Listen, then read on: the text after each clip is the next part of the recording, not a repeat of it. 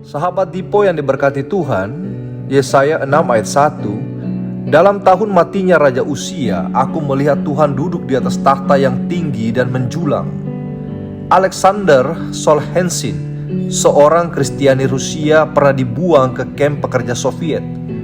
Di situ ia disiksa, disuruh bekerja bagaikan kuda. Anehnya setelah keluar ia malah mensyukuri masa-masa itu. Di situ saya mendapat pengalaman berharga, katanya.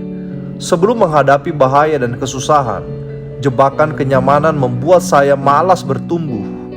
Di camp itu baru saya sadar betapa pentingnya mengandalkan Tuhan. Hidup yang keras dan sulit justru membuat iman saya bertumbuh. Saudara, Nabi Yesaya mendapatkan panggilan Tuhan dalam tahun matinya Raja Uzia. Siapakah Uzia? Raja Yehuda terbaik sejak zaman Raja Salomo.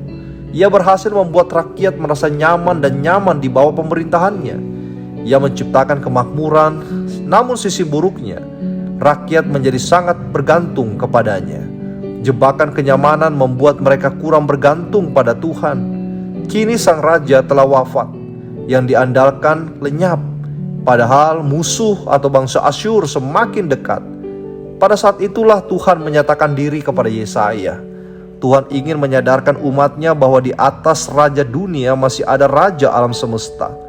Ketika raja dunia tidak lagi dapat diandalkan, kini mereka perlu belajar bergantung pada raja surgawi.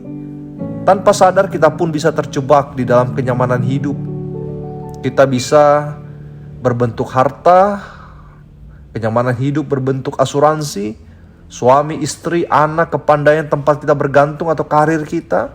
Itu semua memang perlu, tetapi bisa menciptakan rasa nyaman yang semu.